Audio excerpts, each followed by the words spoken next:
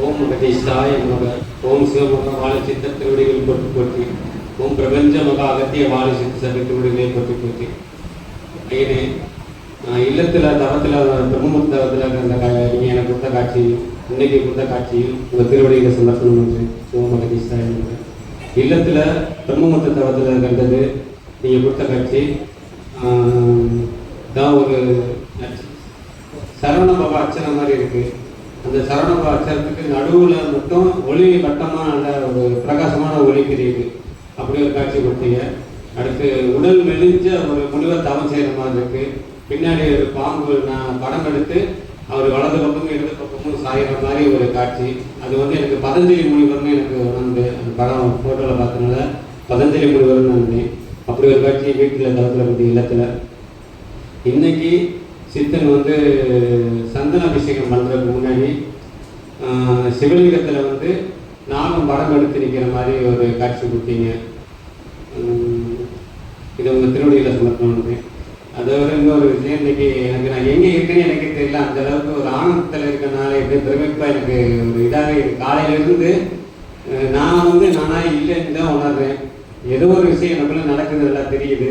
ஆனால் என்னென்னு என்னால் உணர முடியல. அது அப்பா திருவடியில் கூட நல்லா சமர்ப்பணம் பண்ணது. அது இப்போ உங்கள் திருவடியிலும் சமர்ப்பணம். ஓம் மகதீஷா இருக்கிற மாதிரி இருக்கு. இயல்பு நிலையில மாறி தெரியுது எனக்கு. அப்புறம் என் கஷ்டமா இருக்கானா இல்லை, கஷ்டமா இல்லை, அது ஆனந்தமா தான் இருக்கு. அது ஏக பரமானந்த நிலை என்ற ரகத்தியல்.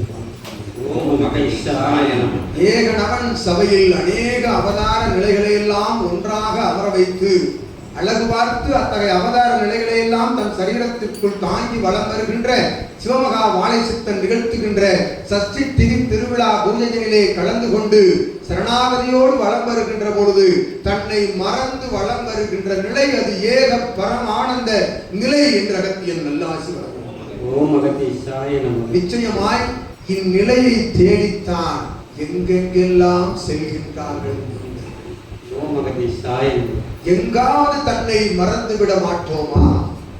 எங்காவது தன்னை ஒரு நொடியேனும் மறந்து தவத்தில் அமர்ந்து அத்தகைய சித்த நிலையை அடைந்து விட மாட்டோமா என்று தேடி அலைகின்ற நிலை உனக்குள் இருக்குதடா என்று கூறி சித்தனோடு அமர்ந்து அவன் கூறுகின்ற உபதேசத்தை கேட்டு அமர்கின்ற பொழுது இத்தகைய ஏக பரமானந்த நிலை எங்கு கிடைக்க பெறுகின்றது நிலைதனை படிப்படியாக யாம் உரைத்தவாறு ஒவ்வொரு சீடனும் படிப்படியாக கடந்து வருகின்றார்கள் என்று தான் ஆற்றுகின்ற தவறு எது, தான் செய்கின்ற சரி எது என்பதை அவரவர்களே ஆராய்ந்து அதனை திருத்திக் கொள்கின்ற பக்குவத்தை ஞானத்தை சித்தன் கூறிய உபதேச நிலைகளுக்குள் இருந்து சென்று தேடி தேடி ஆராய்ந்து அதனை எடுத்துக்கொள்ள வேண்டும் என்று அகத்தியன் உரைக்கின்றார். அவ்வாறு தேடி எடுத்துக்கொண்டு தன்னை சரி செய்கின்ற நிலை படிப்படியாக உயர்ந்து வருகின்ற பொழுது இது போன்று ஏக பரமானந்த நிலைகள் வந்தடைகின்றது என்ற உண்மையில் நீ பாக்கியம் செய்தவன் தான் ஏனெனில் பிரபஞ்ச மகா அகத்திய வாழை சித்த சபையை பொறுத்தவரை இத்தகைய சபையில் இருக்கும் ஆசானுடைய சீடர்களாக வளம் வருபவர்கள், உண்மையான சீடர்களாக வளம் வருபவர்கள், சித்தனை இறைவனாக சிவமாக பரந்தாமனாக பிரபஞ்ச பஞ்சபூதங்களின் வடிவமாக ஏற்று வளம் வருகின்ற சீடர்களுக்கு இது திரு கைலாயம்தான் என்ற அகத்தியம். அவ்வாறு திரு கைலாயத்தில் அமர்ந்திருக்கின்ற சிவத்தை எங்கோ அமர்ந்து கொண்டு சாதனத்தின் மூலமாக கண்டு கொண்டிருக்கின்றார்கள். இவன் உரையாடலை சாதனத்தின் மூலமாக கேட்கின்றார்கள். அலைபேசி வழியாக இவனோடு உரையாடி மகிழ்கின்றார்கள். நாடு நகரங்கள் தாண்டி அத்துணை ஆடி கடந்தும் அமர்ந்து உரையாடி கொண்டிருக்கின்றார்கள். மகிழ்வோடு காண வேண்டும் இவனை என்று காத்து கொண்டிருக்கின்றார்கள். இதன் உச்சத்தை, இதன் உச்சாணி நிலையை யூகித்துக் கொள்ளுங்கள் சீடர்களே. அதற்கு உரைக்கின்றனர். சபையினுடைய அருமை பெருமை, சபையினுடைய ஆற்றல், சித்தனுடைய வலிமை, அவனுடைய அகத்திய, அவனுக்குள் இருக்கும் அகத்திய இலக்கண உபதேசமாக எத்தகைய நிலை கொண்டு உயர சென்று கொண்டிருக்கின்றது. அந்த அத்தகைய உபதேசத்தை கேட்டு வளம் வருகின்ற சீடர்கள் எல்லாம் எங்கோ அமர்ந்து கொண்டு இவனை கண்டு கொண்டு இருக்கிறார்கள். ஆனால் அருகாமையில் அமர்ந்து, அற்புதமாய் சித்தனுடைய அருகாமையில் அமர்ந்து அவனுக்கு பணிவிடைகள் செய்து, அவனுக்கு பணிகள் செய்து, அவன் திருக்கால் இயல்பு நிலைகளில் பிடித்து சேவை செய்கின்ற அற்புதமான பக்குவத்தை எனக்கு கூட கிடைக்கவில்லை. அந்த நேரத்தில் சிவபெருமானிடம் நின்று அகத்தில் உரைக்கின்றோம். என்னைத்தான் அனுப்பி வைத்து விட்டாரே அனாதையாக, தாய் தந்தை இல்லாத அனாதை என்று எவ்வளோ ஒரு சிறுவன் கேலி கூட பேசுகின்ற அளவுக்கு என்னை அனுப்பி வைத்து விட்டாரே, எமக்கு கூட கிடைக்கவில்லை. சிவபெருமானுடைய ஆற்றலை எல்லாம் தாங்கிய சிவமகா வாழை சித்தன் என்னும் அற்புத சித்தனின் திருக்கால் பிடித்து வருகின்ற அந்நிலை பெற்றவன் பாக்கியசாலி என்றார். உண்மையில் இவனும் சங்கரன் என்னும் நாமம் கொண்டவனும் அகத்தியனுக்கே ஒரு கணம் இவர்களை கண்டு சிறிது சலனம் ஏற்படுகின்ற ஒன்றாக நின்று அவனுக்கு சேவை செய்கின்ற அற்புதமான வாய்ப்பை பெற்றிருக்கின்றார்கள். இகலோகத்தில் எவனுக்கும் கிடைக்காத நிலை என்று அகத்தியன் இதுகாலம் இதுபோன்று அற்புத நிலையை நாடி இந்நிலை வேண்டும் என்று காத்து கொண்டிருக்கின்ற சீடர்களே, நிச்சயமாக சிவமகா வாழை சித்தன் திருக்கால்களை பிடிக்கும் வாய்ப்பு ஒரு முறையே தங்களுக்கு வழங்கப்படும் என்ற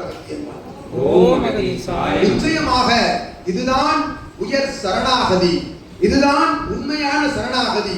எத்தகைய தவறுகள் இழைத்த பொழுதும், அவன் எத்தகைய வசைபாடுகள் பாடிய பொழுதும், எத்தகைய சொல்லடிகள் சாட்டையடிகளாக வந்து விழுந்த பொழுதும் அவையெல்லாம் ஒரு குரு சீடனை திருத்துகின்ற அற்புதமான நிலை என்று அவனை உண்மையாக ஏற்றுக்கொண்டு அவனோடு வளம் வருகின்ற பக்குவமே உயர் சரணாகதி அகத்தியம் என்று வாழ்த்துகின்றோம். அந்நிலை பெற்ற சீடர்களே, நல்லாசிகள் வழங்குகின்றோம்.